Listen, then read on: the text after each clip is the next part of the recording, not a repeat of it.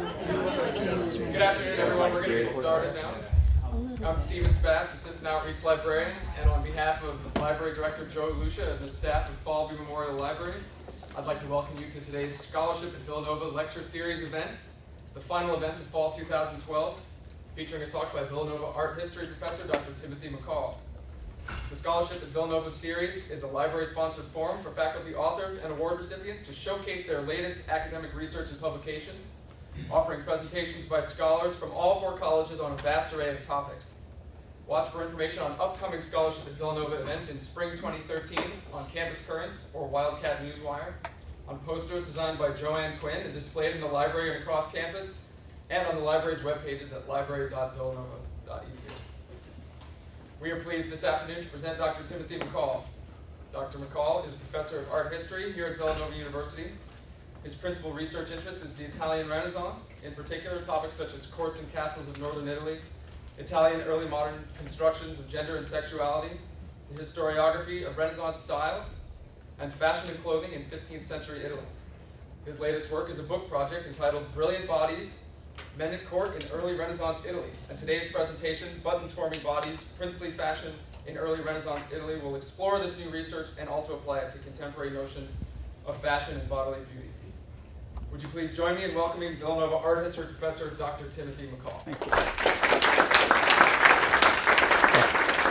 Thank you. And thank you, Gina, and I want to thank Falvey and everyone for being here. I know how busy it is right now. I'm not sure I'd be here if I didn't have to be here. And I want to start today with, let me say that the first image that we'll see here will be by far the least visually interesting. But I want us to think about rather unassuming objects that we take for granted. And let's start by looking at a number of Renaissance buttons. One made of bronze found in a castle in Piedmont in northwest Italy. And then some wooden buttons that were found, wooden buttons covered in velvet found on a lord's doublet. We'll actually see this doublet and even the lord who's been recently exhumed, from which this makes a part. Now, invented in kind of the 12th, 11th, it's kind of gruesome, but I'm warning you. Invented in the 11th or 12th century, buttons became increasingly popular in the 14th century and into the 15th century. Before this, you want to think of, kind of Roman togas and things that were held by pins and fibulas of different sorts. Buttons in the 15th century in Italy were integrated into women's clothing, primarily just on the sleeves and at the very, very top of various types of upper body garments. And then for men, they most commonly ran up the front of a doublet, which I'll talk a lot about doublets today, and I wasn't going to talk about this image, but it's on the beautiful poster that was made. So I'm showing it. He's wearing a doublet. Unfortunately, the buttons are covered. So I'm showing you another unknown man, which is actually a couple of feet away from these two paintings are not far from each other in Washington, D.C. now, made by, both painted by Botticelli, and you get a sense of the doublets running up the side of the shirt. I'm sorry, the buttons running up the side of the doublet, up the front of the doublet. So you get some sense. I want us to think about how buttons kind of close clothes, how they hold them tight to our bodies. These are objects that we don't think about, but I want us to today as we start. Think about the bronze and wooden ones on the screen and those that you're wearing. These are objects that we utilize every day, obviously, without much thought. They fasten together clothing, and by doing so, they shape clothing around our bodies. Clothing covers the body, but it also reveals its shapes and forms, and that's something I'm going to talk about and I want us to think about today, how clothing not only covers but reveals. I want us to think about the way that clothing determines and informs our ideas about our bodies. So I'm not only going to talk about buttons today, that would bore even me, but I want to talk about Renaissance fashion and display more widely. I want us to consider more critically our assumptions and expectations about different genders and social classes, about when and for whom it was socially acceptable or not to call attention to bodily display and adornment, or to stylistic clothing, or an interest in fashion. And by looking in detail at the dominant class of a relatively circumscribed time and place, really just the course of a few decades from the mid-15th century, 1450s to 1480s more or less, looking at secular male aristocrats in northern Italy, I want us to begin to denaturalize widely held assumptions about adornment and fashion. And if the focus seems narrow today, hopefully the implications of this talk will be much broader. And the fact that women's clothing and adornment has received much more attention in Renaissance studies obscures men's fashion in certain ways, allowing it to remain kind of an unmarked category, unexamined and inconspicuous. Today, of course, in contemporary popular culture, we pay increasing attention to male fashion, and academic studies of masculinity are flourishing. My focus on men is not intended to merely overcorrect or present a more fashionable tale or a more fashionable refiguring, I guess is better to say, of traditional male-dominated history. What I want to do today is to unclothe, to divest, literally, masculine privilege through an examination of apparel and adornment. Now, courtly bodies, and I'm showing you a lot of them, some of which we're going to come back through today here, in the 15th century, were constructed by clothing, accessories, and ornaments. They were powerful communicators of power. That's a bad sentence. They were powerful communicators of power. They were very clear communicators of power. And today, I cut a lot, and that's what you end up with. And today I want to examine both actual living bodies and efficacious images of them. I want to think about the way that decorated bodies gave visual form to authority. These bodies seduced viewers and they captivated viewers. They were charismatic. They possessed charisma. They possessed the ability to draw people towards them, to draw gazes towards them.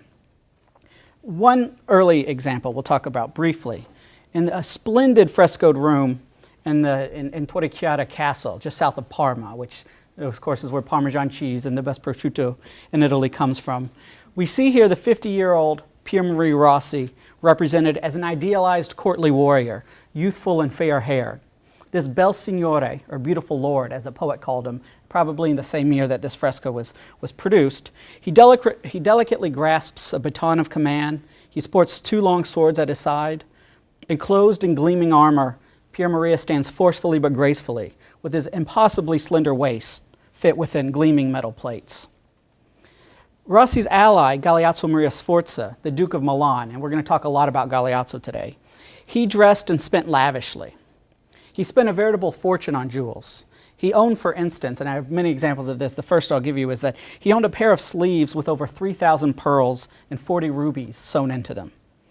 In life and in portraits, he wore expensive brooches and gems, including the Balas stone, which we see here. It's a reddish gem that recently it's been, this image, and people didn't actually know if it was coral or a piece of wax, but an Italian historian has recently identified it with a specific stone that was talked about in letters, and that was even, after he died, was passed down to his sister-in-law, and it was worn by both a man and a woman.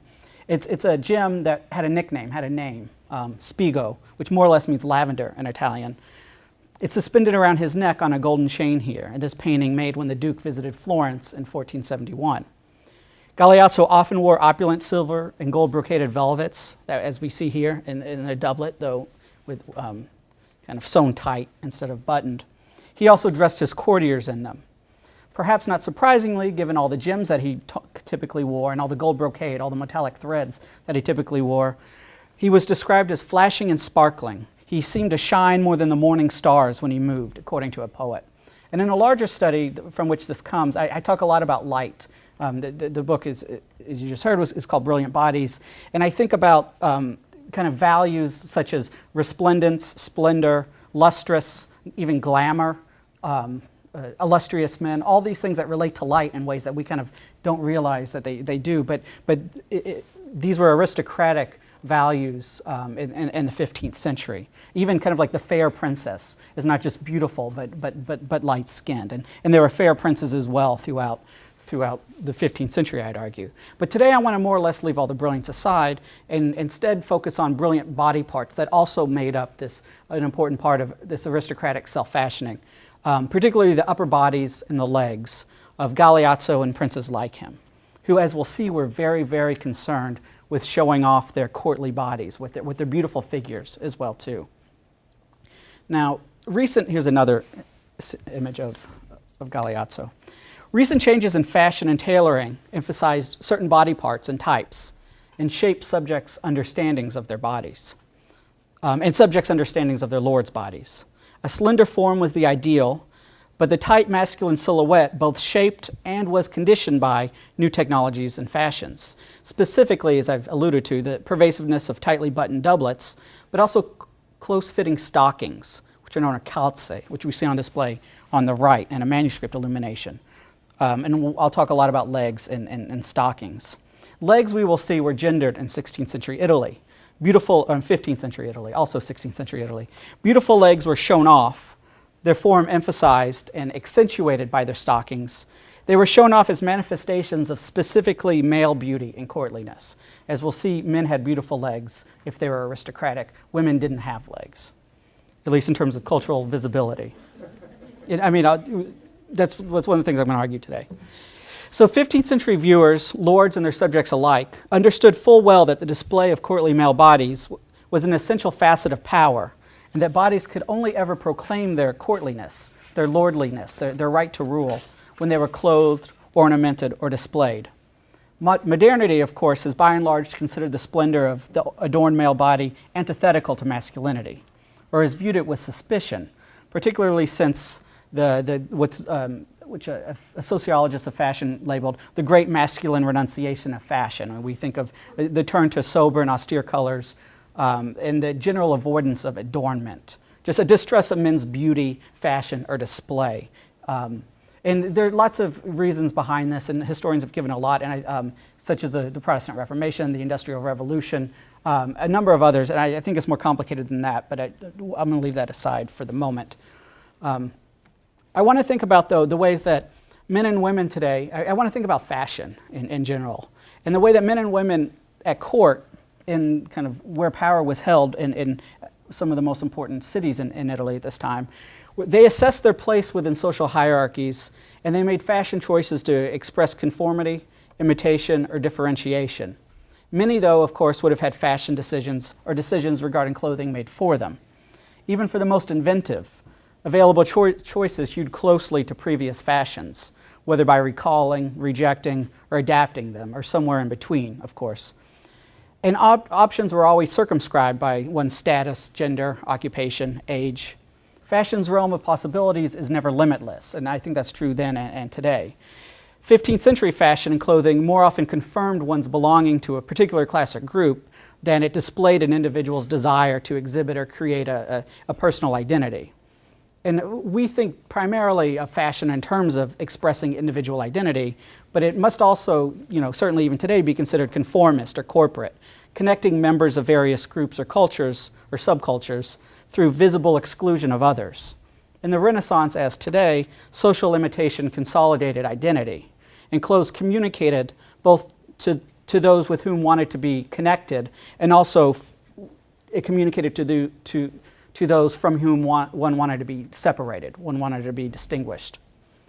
And these choices were too important, and the pressures to conform to one's class and rank were too great, really to be dictated by individual predilection or whim. So looking at Renaissance men and women, and thinking about the ways that they were closely attuned to distinct and variable fashions, I want to think about the ways that men at court in the 15th century, particularly young men and boys, and in about 5 minutes we'll look at in a couple of minutes we'll look at some of these individual garments. But young men and boys wore shorter and more closely tailored garments than did most women.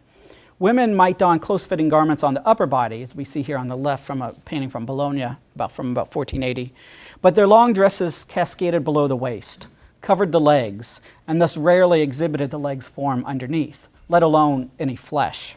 It would have been quite uncommon to have seen the arms, legs, or even the ankles of aristocratic women. And by this I mean actual noble contemporaries, whether in life or in visual productions. In 15th century visual imagery, female nudes are divine. They're mythic, heroic, or allegorical figures, and I'm showing you two by Botticelli. They're not living aristocratic women, ever, although that can be hedged a little bit, but not today. Ludovico Gonzaga, who was the Lord of Mantua, we'll see briefly, considered letting even doctors see his daughter, Dorothea.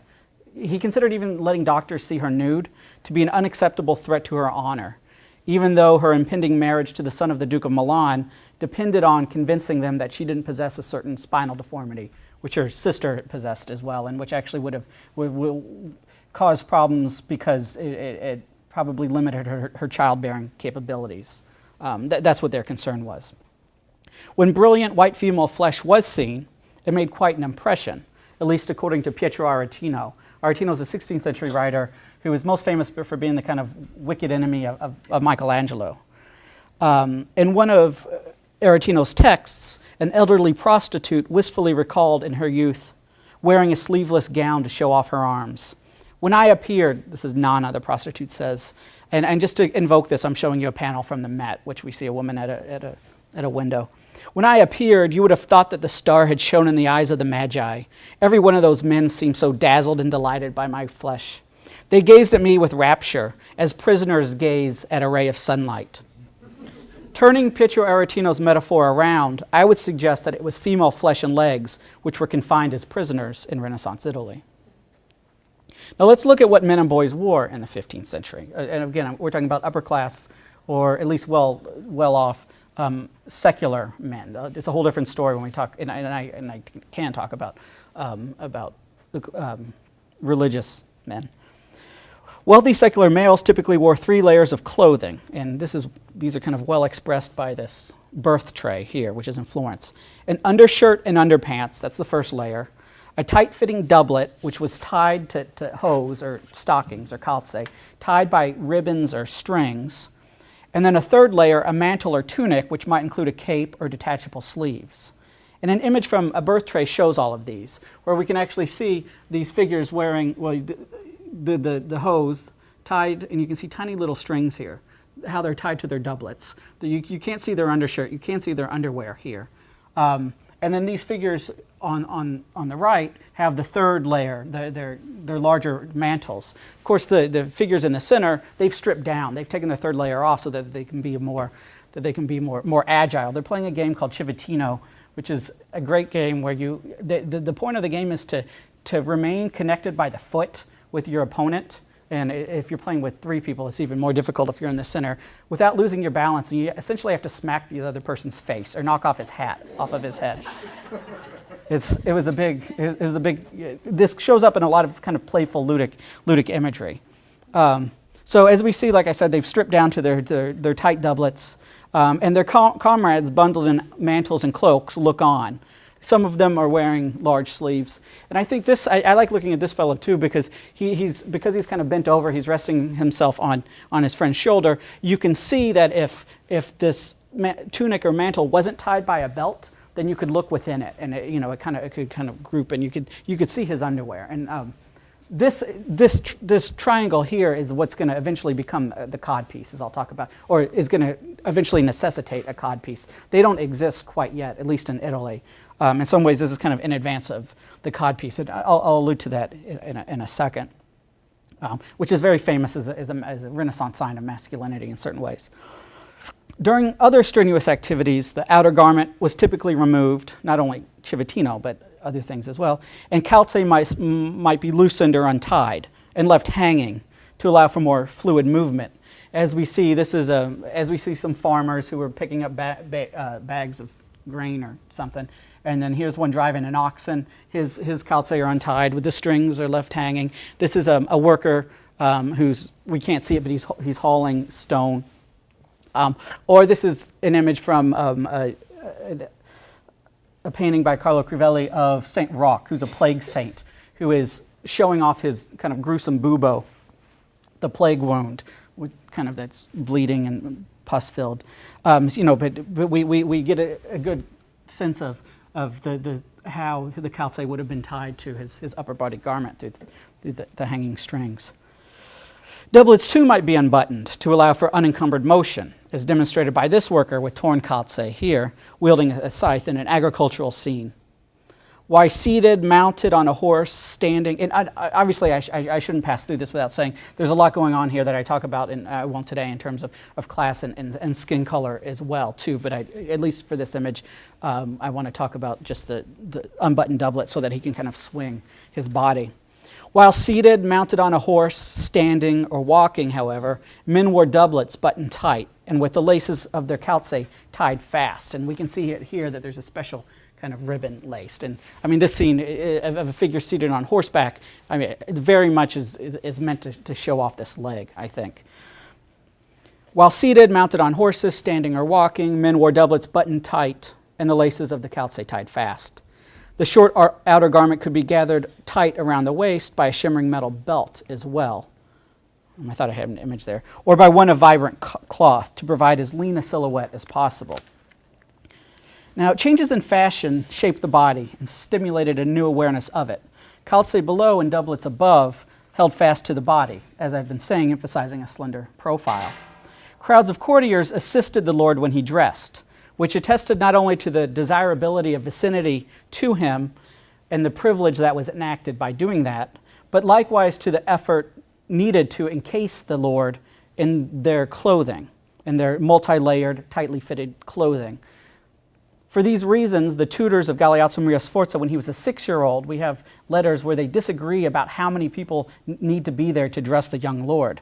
One person said that at least 6 people are needed to dress the 6-year-old. 2 are needed to hold him when he's being buttoned.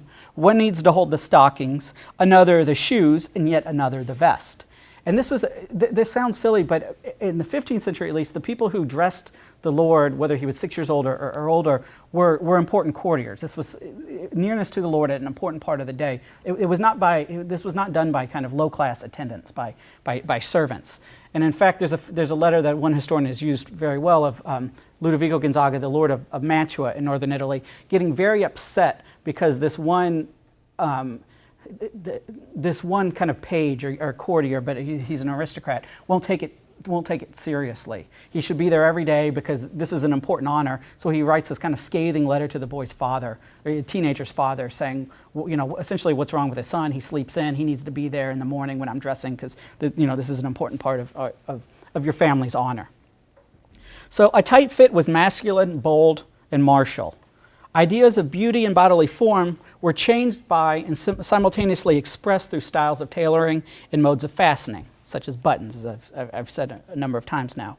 Now, adjacent to a fountain of youth from a frescoed room in Piedmont at the Castle of La Manta, a newly rejuvenated, so this is kind of the before and the after into the fountain of youth, a newly rejuvenated figure puts on, and he's young, blonde here, he puts on a doublet which seems to be decorated with gold brocade. The paint's a little bit worn away here. The artist deliberately indicates the struggle it must have taken to put on such a tight-fitting garment. Its many conspicuous buttons run up the bottom hem to the collar. They've not been fastened. But nevertheless, the youth needs help. He needs assistance from a friend as he twists his arm into the narrow sleeves. I mean, I love this image because you really get a sense of putting this damn thing on. And uncomfortably close-fitting doublets bothered lords in 15th century Italy. One example of this I found is when Galeazzo Maria, this would-be Duke of Milan, he's a 15-year-old, he's dining at Vigevano, which is one of their castles outside of Milan, and his grandmother's there. His dad's not. His grandmother's there, and the Duke of Cleves, who's from northern Europe, kind of Cleves is, it's on the border of the Netherlands and Germany today. He comes by, and Galeazzo was so upset that his doublet was so tight that he caused a fit, and he ripped it open, buttons blew. He threw a temper tantrum at the table. And the evidence that we have is a letter from his grandmother to his mom, or to his dad, and needless to say, Grandma was not impressed with what Galeazzo did. But it's clear that he was bothered. I mean, he was also being a teenager, but he was bothered, as it's explained, by just how tight his doublet was, and that's how he expressed his kind of dissatisfaction with everything. Now, one of his peers, Sigismondo Malatesta, was buried, we know, in a close-fitting doublet described when his body was exhumed in the mid-18th century. We don't have that doublet anymore. Because it was exhumed in the 18th century, at that point it kind of disappeared. But recently exhumed was Sigismundo's father. And Sigismundo is very famous for people who've studied the Renaissance because he made an enemy of Pope Pius II, and Sigismundo was canonized to hell for that, which is, I think he's the only person who ever was given that honor, dubious honor. But he's not as bad as you would you would think he was if you read Renaissance historiography, certainly. I mean, he was just as bad as any of these princes were, I would say. But this is his father, much less famous, and as far as I know, not a saint and anti-saint in hell. Pandolfo Malatesta III. He was the lord of a number of towns, kind of in north and central Italy. And it was the velvet and gold brocaded garment was tied at the waist, reached to the groin, although not quite all of it survives. And it was adorned with this row of velvet-covered wooden buttons. It was recently removed from the lord's embalmed body and carefully restored. It's on display in a museum in Fano, which is on the east coast of Italy. So here we see the restored part of this crimson velvet doublet. We see Pandolfo himself embalmed on the right. It was a padded garment dyed very expensive crimson, and many of its wooden buttons, as I've said, are still attached. Silk doublets of this type would have been worn by most other lords as well, too. Inventories reveal, for instance, that the Lord of Bologna, I found, had something like 3 dozen of these types of doublets. Now, another important source were not just inventories and what little remains of the material culture itself. Another important source are sumptuary laws. Laws which attempt to regulate habits of consumption and expenditure, typically on clothing, but not only, also on food and other types of expenditure. And they very often, I mean, the point of a sumptuary law generally, although it's more complicated than this, is to kind of separate people into certain social classes, that people of a certain rank are allowed to wear this type of clothing and spend this amount of money or dress themselves in these types of metals, and then people below are allowed to wear lesser materials. These laws betray concern that doublets and other garments worn on the upper body are too short.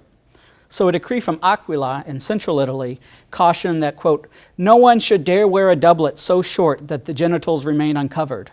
While about 2 decades later in Bergamo in the north, any man whose low-cut clothing revealed his genitals faced a fine of 6 gold ducats. Now generally, and this is what I alluded to before, in the 15th century, the upper body garment covered the groin. The mantle on the outside would have covered below the groin.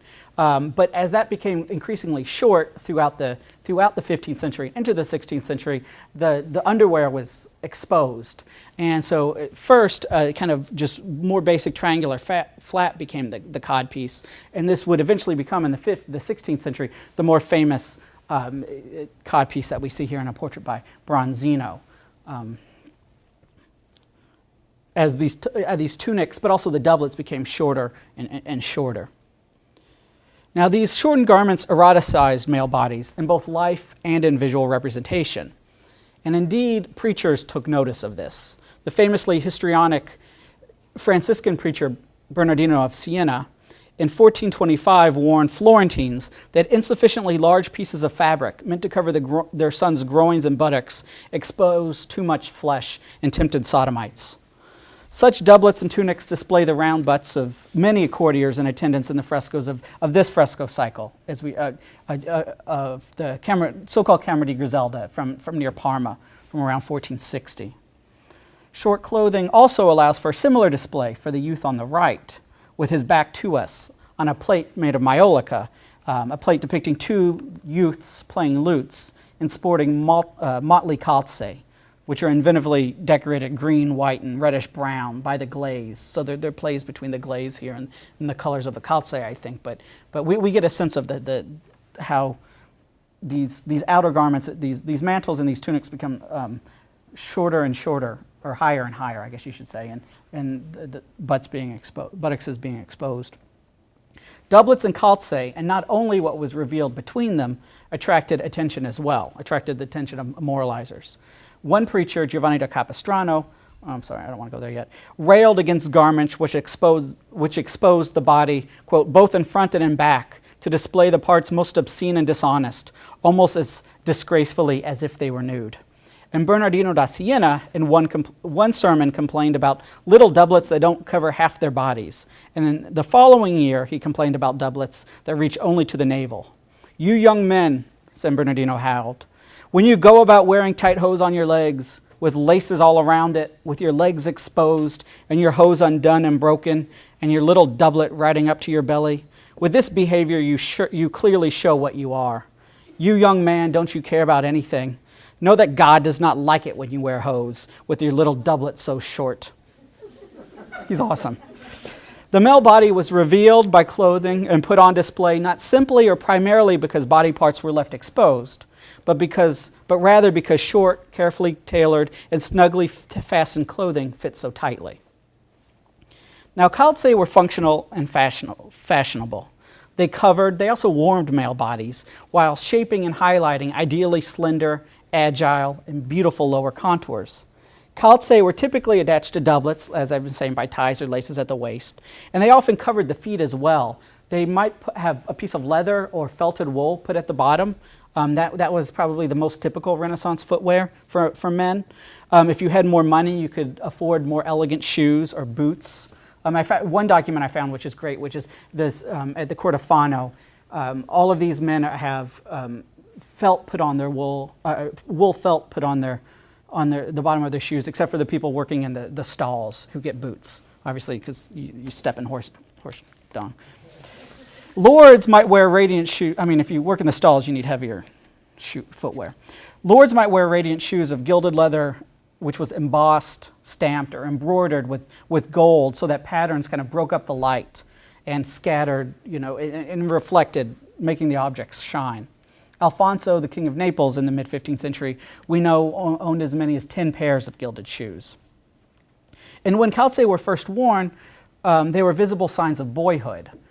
There's something like big boy pants, I think, that I'm trying to figure this out, and I've actually been looking around quite a bit on Renaissance diapers, and I haven't been able, or what, I think it probably related to swaddling. What did people do in this period? And I haven't been able to find anything, but it seems as if calzei were first worn when essentially a boy could control his bowels. And we know this from both visual evidence, like I'm showing you on the right, and documents. Sigismondo Malatesta, the fellow who was canonized to hell, I found a document when he's not quite 4 years old where he gets his first pair of calzei are made for him. And I don't know if that means, that later than boys or children are trained today. Anyway, I'm trying to figure that out. But we're not there yet. They were a frequent and not insubstantial expense at court in the 15th century Italy. Small chains of gilded silver and gold, for instance, were fashioned in 1446 for calzei, which were worn by Leonello d'Este, who was then the Lord of Ferrara.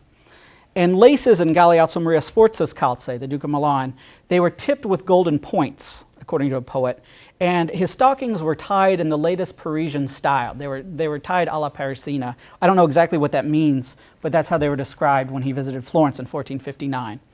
And young men wore calzei embroidered with pearls and all kinds of other precious jewels and metals that we know from inventories.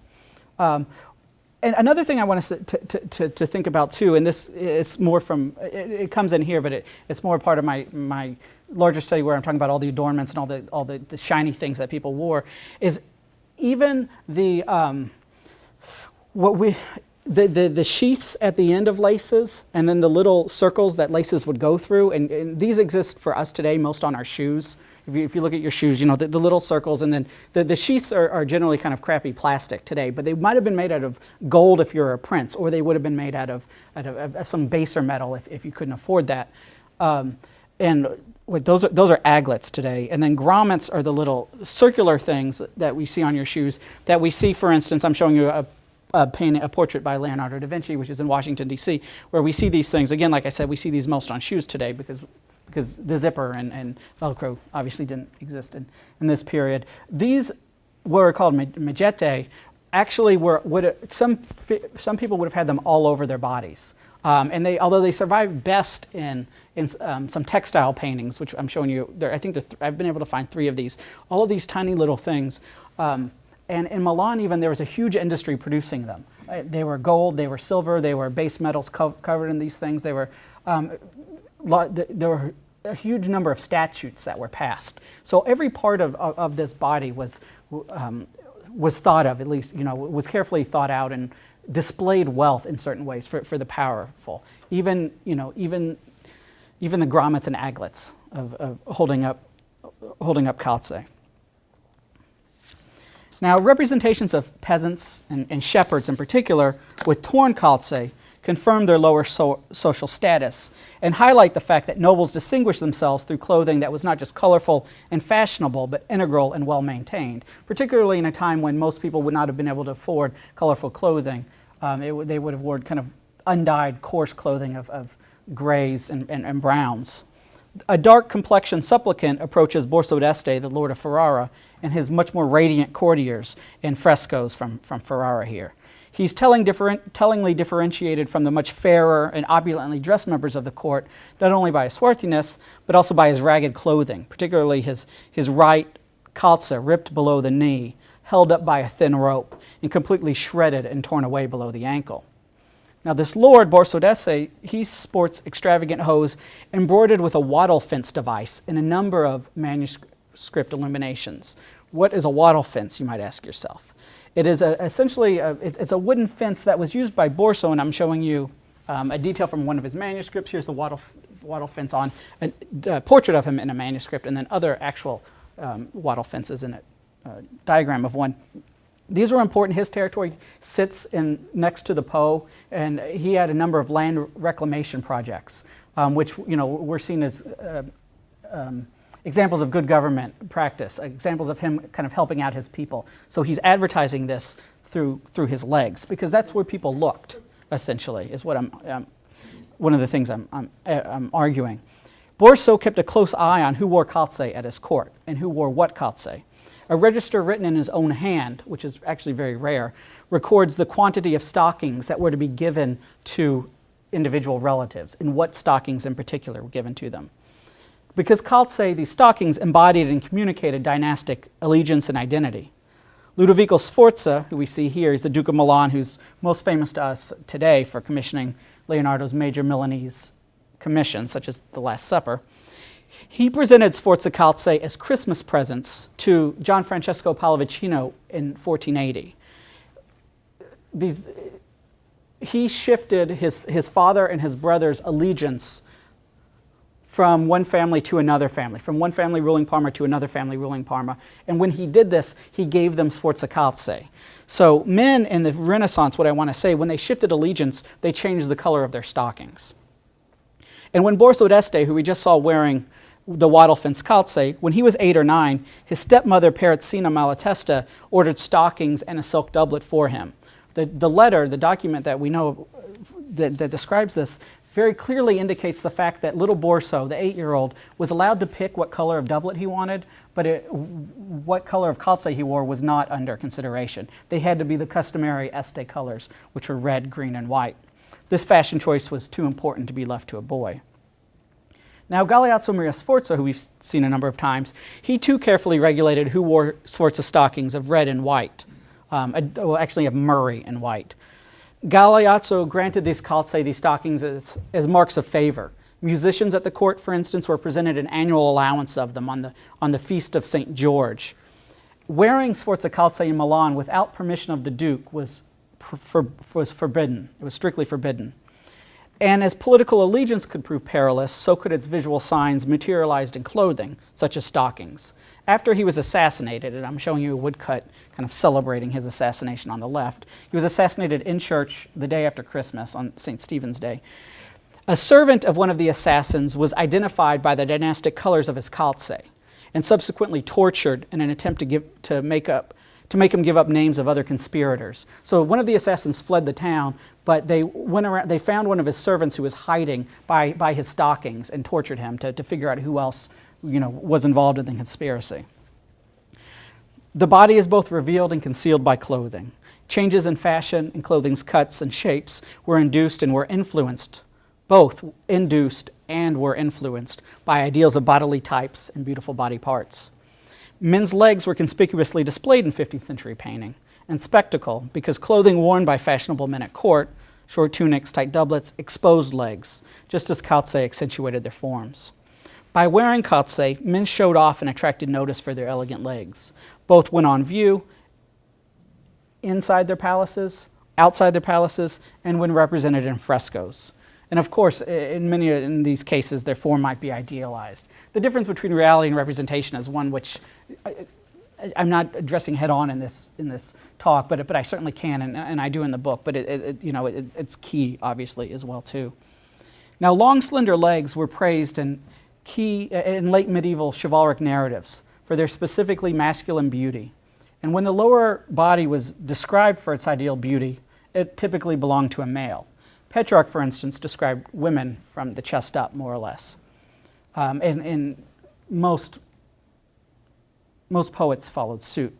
One late medieval poet admonished his readers not to judge on legs alone the gorgeous male, quote, who has slender legs and is famous for every kind of beauty. This, of course, suggests that people might very well judge a man by his legs. Particularly beautiful and elegant legs were described as imperial, so they manifested aristocratic status and courtliness. In terms of visibility and display, in both life and in artistic representation, aristocratic women of the 15th century hardly had legs. Indeed, and here's what I've been building for in my ZZ Top here. In Quattrocento art, it is the man, not the woman, who's got legs and who knows how to use them. Forgive me. A reclining figure of Paris accordingly shows off his long, elegant legs, accentuated by calce, one red and one white, which are tied with laces to a close, tight-fitting brocaded doublet. And here we can see that the laces, red and white, the opposite color of the calce.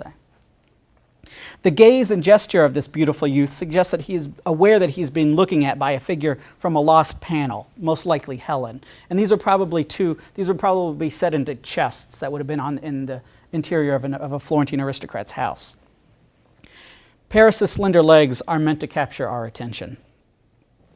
Bare legs were eroticized in art, though those of historical aristocratic men were rarely, if ever, represented. The large feather from Goliath's helmet running up the leg of Donatello's bronze David caresses the flesh and thus sensually highlights this body part. Do you know whose legs this is? I didn't write it up there. David's, right? So tellingly, Giorgio Vasari, who's kind of a Tuscan painter, a disciple of Michelangelo, a famous biographer of Renaissance artists, when he talks about the David, this is one of the most beautiful, one of the most famous statues of the Renaissance of all time. He only praises the beauty of this David, the most famous of Renaissance Davids, that's sculpted by Michelangelo. He only just praises its beauty in relation to its legs, in relation to its flanks. And the David, quote, is found the most beautiful contours of legs and slender outlines of divine flanks. Of course, in later centuries, monarchs from Henry VIII to Louis XIV famously showed off their courtly, elegant legs in dances and in portraits. Countless men and boys in 15th century frescoes stretch and flaunt lithe, skinny legs covered in calce, seen from all angles while sitting, standing, or riding horseback. Indeed, tight-fitting garments, both calce and doublets, would have shaped the carefully posed body, both requiring and producing deliberately postured display. A recent study of the doublet, which was found on the body of Pandolfo Malatesta, the fellow who is the lord who was exhumed, the recent study of the doublet confirms that it was designed to support the back, particularly on long rides on horseback. And yet another, Federico de Montefeltro, yet another lord whose body was recently exhumed, they found that he had severe kind of trauma to the lower part of his back, probably also from spending long times on horseback. So this clothing also, I want to suggest, emphasized that these lords would have spent a lot of their life on horseback, and legs would have been shown off because of it. Svelte, elegant legs are on display throughout the cortege frescoed in one palace in Ferrara, including those of horsemen with outstretched legs set into radiant stirrups, and of the page who gestures towards a monkey humping his leg, which certainly calls sexual attention to it. Even more, and that's on the left. I don't make this stuff up. Even more conspicuous legs belong to a falconer, with legs dangled over the cornice of the fresco's edge, inviting us into the scene, while at the same time emphatically demarcating the fictive realm. There's a real artistic play here, again, about our space and their space. And I think it's telling that it's, again, based on what's going on in all of these frescoes, this fresco cycle in particular, that the legs kind of break the barrier here. Clothed courtly male bodies were displayed, scrutinized, and assessed. And as I have suggested above, a slender form was the masculine ideal, but one which both drove and was conditioned by cuts of clothing and changes in fashion. Shortly before he was assassinated, Galeazzo Maria Sforza put on and then took off a protective garment that he should have been wearing under his doublet. In recent months, right before his assassination, Galeazzo was very aware of threats against his life. He had taken steps to keep safe. When he hunted deer, he had armed huntsmen, he had armed mounted soldiers with him. His little brother, who he thought was plotting against him, he sent off to France. And in the letter where he says, go see the world, is what he says. But it's essentially, get the hell out of Milan kind of a thing. And he threatened astrologers who were predicting his death. 2 in Bologna predicted his death in a year. He warned them in a letter to cease calculations, quote, or else the prince would show them our displeasure about their prognostications, and they will regret it. Which is, it's a great quote. Nevertheless, before the day he was assassinated, before he went to the Church of Santo Stefano, he took off his corazzina, which was a leather protective garment worn under the calze. Worn under his doublet, because according to a courtier who was there, he thought it made himself look, quote, too fat. As a teen, Galeazzo was renowned for his beauty. And I'm showing you kind of when he's a 15 or 16-year-old in 1459 on the left, although this is a Florentine painter, and then the year before he was assassinated on the right, more or less, although the image on the right actually might be a posthumous portrait as well. In 1459, a source lauded his shapely torso, noble and slender waist, beautiful, strong, and bold limbs, and well-proportioned thighs and legs. His death, a decade and a half later, seems to have been hastened by the fact that he could not bear to be seen by his subjects as overweight, perhaps precisely because he was discomfited by the contrast between his thickening flesh and the ubiquitous and all too efficacious images portraying him as an ideally slender prince, visible in a number of his self-portraits, many located throughout his palaces. I think, idealized images of himself helped hasten his demise. And Galeazzo was not the only aristocrat who suffered a violent death because he neglected to wear protective clothing. From inventories, we know that the Medici possessed a number of doublets filled with chainmail, and they had other armored and leathered garments that were covered in brocade and damask. On the morning of the assault, which would be known as the Pazzi Conspiracy, the attack in Florence Cathedral on the brothers Giuliano and Lorenzo de' Medici. I'm showing you Giuliano on the right. Lorenzo is the famous Lorenzo the Magnifico. Assassins that morning embraced would-be assassins. Giuliano didn't know that they were going to turn against him, but they embraced him that morning before Mass to know whether or not he was wearing armored clothing under his doublet. It turns out he wasn't, though he was stabbed nearly 20 times right next to the high altar of Florence. So even that might not have saved him. But they wanted to know before they were going to assassinate him, what was he wearing? And by hugging him, they tried to figure this out. Now, Galeazzo Maria Sforza's awareness that he looked, quote, too fat makes clear both that the presentation of an ideally slender profile was desired by lords and that they were cognizant of subjects' gazes and evaluations. He was far from the only aristocrat worried about his body image and the aristocratic men. Though he seems trim and shows off svelte legs and Andrea Mantegna's camera picta, Ludovico Gonzaga on the left suffered for being an obese child. His father openly favored his taller and more handsome but younger brother Carlo. And later in life, there are a number of letters that survive that discuss this. Ludovico painfully recalls the abuse that his father showered upon him. He recalls his dieting. He ate very little and he drank a lot of water and he never slept, he said. And also, like I said, the verbal abuse. His father compared him cruelly to a pig who was better off dead than the shape that he was in. That was one that really stuck with Ludovico. Citizens of Ferrara likewise took note of their lord's waistline.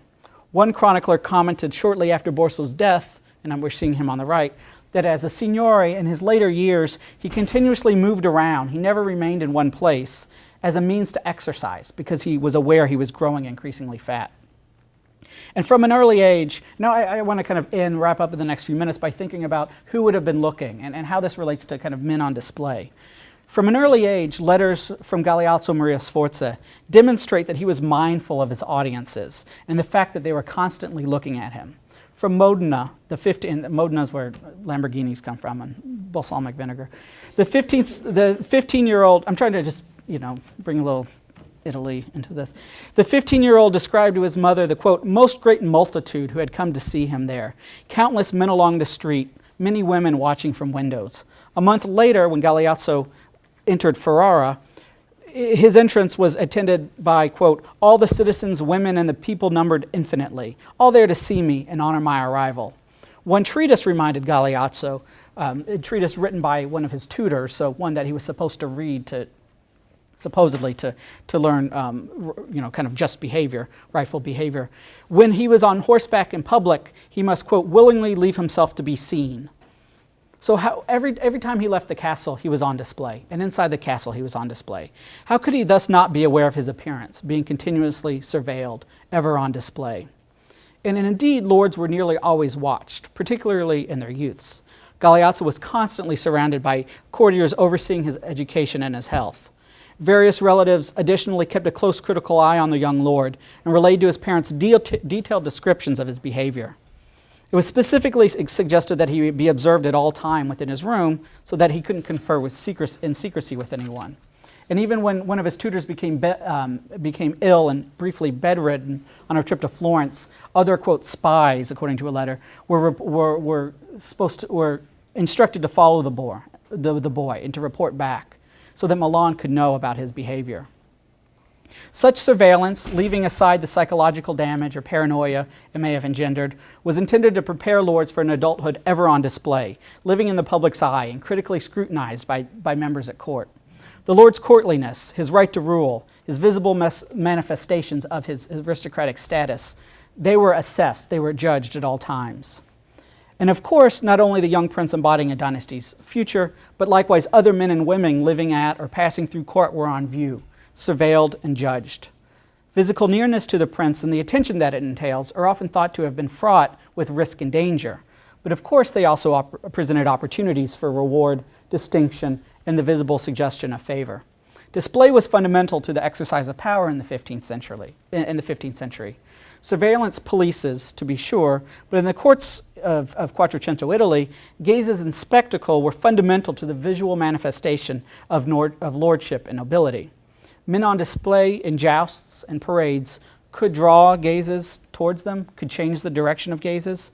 Agency was exercised not only by those doing the looking, I want to argue. Gazes and glimpses both disciplined and provided opportunities to distinguish. Lords, members of the ruling dynasty, and their courtiers were often both performers and audiences, simultaneously and alternatively on display and on watch, looking and being looked at, evaluating and being appraised. Renaissance gazes, those of lords, peers, and subjects alike, were complicated, multifaceted, and often very critical. They function erotically and homosocially in ways that blur our distinctions between sexual, pleasurable, admiring, desiring. Members of the court and subjects alike looked at, appreciated, and assessed each other in life and in artistic productions. Courtiers identified and evaluated signs of status and distinction to emulate, replicate, and extol. And 15th century Italian audiences were Aristophiliac. This is an idea I think is important. They were drawn to and seduced by noble status. They loved the aristocracy. The brilliant courtly bodies put on display for these Aristophiliac audiences were at once resolutely visible, culturally intelligible, and admirable in many senses of that word. These efficacious and seductive bodies captivated viewers. These charismatic bodies were absolutely magnetic, and they were absolutely necessary to 15th century rule. So thank you.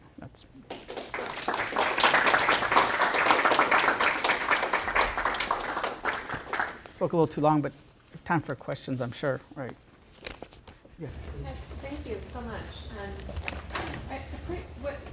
This is going to be more of a comment, although I'd be curious to hear your response to it. I really appreciated everything that you had to say, in part because I think it really offers us an interesting way out of what to me has sometimes been a dead end, and thinking also about female beauty or female allure as a process of objectification. And this assumption, this insistence that when a body attracts a gaze, that it by necessity is objectified and somehow becomes powerless or is therefore put at the disposal of the viewer, right? And I think that you're really introducing a very useful way of thinking about how men, but I think also women in various situations, could actually harness and control power in those situations, that they can attract and not necessarily become objectified, but really retain subjectivity and sort of control over a situation. But what's also very interesting is you point to how that is always unstable, right? And how it can be threatened by the advancement of age or the falseness of the illusion of power or aristocracy, or nobleness, or whatever. So I just thought it was a really, really very persuasive argument, and also one that I think has a lot of implications for thinking about how these dynamics work out, not just with men. Right. No, thank you, and I appreciate that. And I mean, I am very much thinking, I didn't talk about it here, but through kind of like the cinematic gaze and how, which has been unbelievably important for art history, but to problematize it in certain ways, and obviously I'm not the first person to do this, but to think of spectacle, is more contentious, but providing opportunity to distinguish, also, being looked at. And I mean, that's something that art historians think a lot about, is looking and being looked at, and when you suffer for it, when you can aggressively kind of return it. And I mean, it is, I think for these people it's more complicated, and for us it's more complicated than just kind of a straightforward, the person who looks has all the power, the person being looked at is helpless, kind of a thing. So that's in a lot of ways, yeah. So thank you. I want to talk more too. Adele. Following up on this, just curious whether there were codes governing looking, and who was allowed to look, whether there was a time limit on how long you could look, who wasn't allowed to look, and just there must have been some probably gendered ideas about, obviously a young woman wasn't supposed to be gazing at these legs, or was she? Well, absolutely. I mean, there are absolutely gendered ideals about modesty, about how women are supposed to avert their eyes at certain times. So a lot of times, it's men looking at men too, and men praising male beauty. Other times too, we know from, well, again, it's hard to know if it's just rhetoric, but when a beautiful man goes through a city, all the women fall in love with him on sight. So it's clear that they were looking too. I mean, that's what poets say. Oh, he was so beautiful that they fell in love with him on sight because of his lordliness. There's a famous article actually written by there's an important article written by someone I studied with on how women in portraits face away or in profile when men at the same time are looking out at us. And and that relates to kind of period gendered ideals about looking at the gaze. At the same time in this article, it's clear that certain women, like older matrons, they have unbelievably discriminating eyes. And in letters, they describe in horrible detail the bodies of young brides or young women who might be someone's bride. So I absolutely, and I think these conventions a lot had to do not just with certainly with gender, but also with what was going on, why they were looking, if it was in public or if it was sizing up. What's the function of the looking? Absolutely. What about class? Could these processions? They were. I noticed in one of the quotations, I think it said that somebody had processed into a town.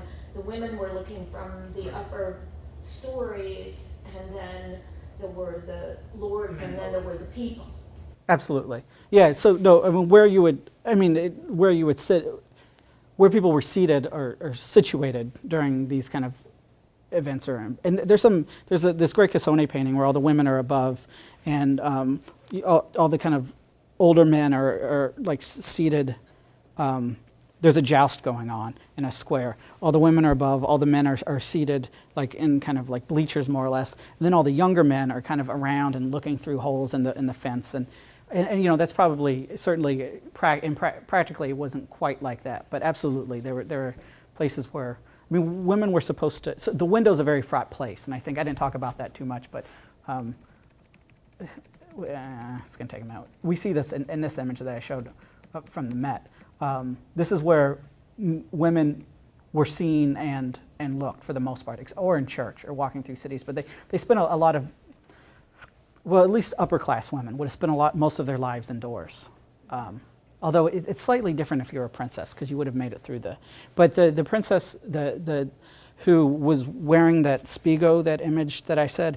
When she walked through, she's the Princess of Milan, the Duchess of Milan. When she walked through Venice, we know this is one of the times where we know, there's like 5 times where we know about this gem. People went crazy. They'd never seen such a big, because in Venice there are strictures against display, particularly for women. She wore this huge gem, walked through, and she describes in a letter how men essentially walked up to her and put their faces up against her breasts. That's how she described it. And she was just she was taken back by it. But it also tells us something about, I don't know, men trying to really look at the interest in looking close at it. I don't know if that answered your question, but yeah. Okay. Yes. I was curious about something you said in the beginning of the talk. You talked about Galeazzo having a pair of sleeves made with pearls and rubies. When you say a pair of sleeves, did they actually have sleeves, or was it a part of the garment, or is it significant that you would have certain sleeves? I don't know. A certain way, or? I don't know if I have a good image of this, but this is something that's been studied recently. Sleeves were detachable in this period, and so this was a way that.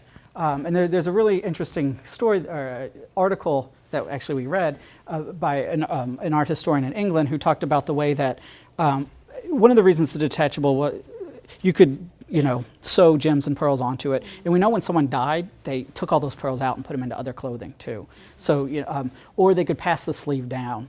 A lot of times, a mother would pass older sleeves down to her daughter when she was married, and then they could be recut into a slightly different fashion. So it has many, as we talked about in class, it has lots of different types of value. It's not just kind of economic, but there are all kinds of, even kind of emotional bonds that are created through the passing of some of these objects. But yes, sleeves could be detachable. So it seems that you could buy them used. There's a huge secondhand market in sleeves. In cities like Venice and Milan and Florence, so that you could have, you could match and accessorize or have different types of outfits. And there are lots of paintings. I don't really have many here. That now that you know this, if you go into the Uffizi or to the Met, you will see ribbons on sleeves all the way around here. They were detachable, and men wore huge sleeves with jewels and gems on them too. It's not just women. Thanks. Any other questions? Sure. That's a fun question. How much discussion is there in the text that you've been looking at of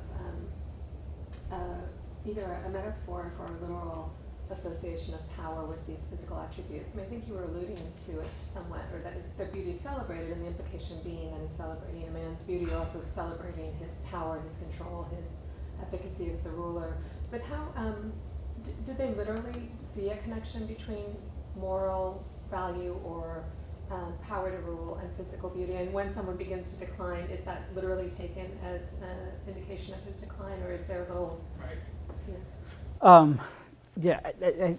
The part of this chapter actually in the book is about this, and yes. I mean, if you read, it's hyperbolic, obviously, but these people are so beautiful. Borso d'Este here, his beauty is. He's so beautiful that he could calm the wildest storm, and everyone who sees him falls in love with him, and all these types of things. Although there was, so yes, and there were by kind of apologists, by humanists who were writing, poems to their. They talked and they used all these brilliant, radiant terms, and that's kind of what it was all about kind of white, fair beauty and just kind of shining beauty, which is from in Byzantium as well, obviously, certainly.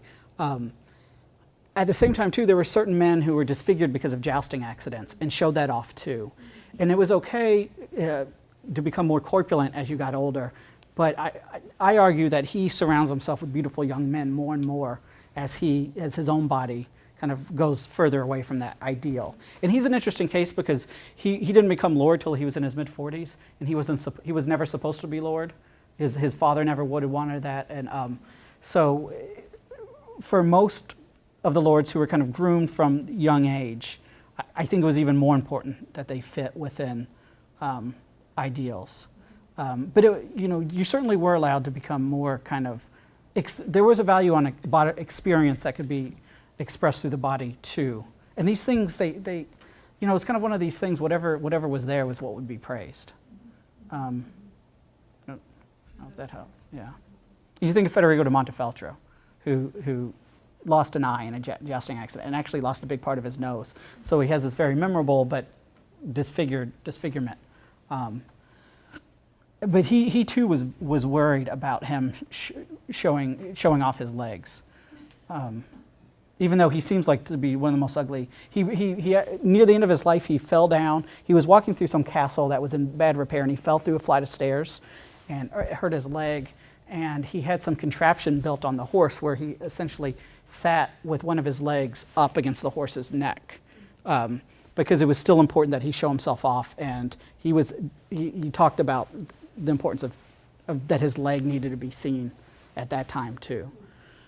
I mean, it's a hell of a way to sit on. You just kind of sit on the horse and with your legs up like that. But because it was broken, that's what he couldn't just rest and give up. And he got very upset when he was dismounting, and he was wincing in pain and almost crying. And the Florentine ambassador saw that, and that was bad. To be suffering like that.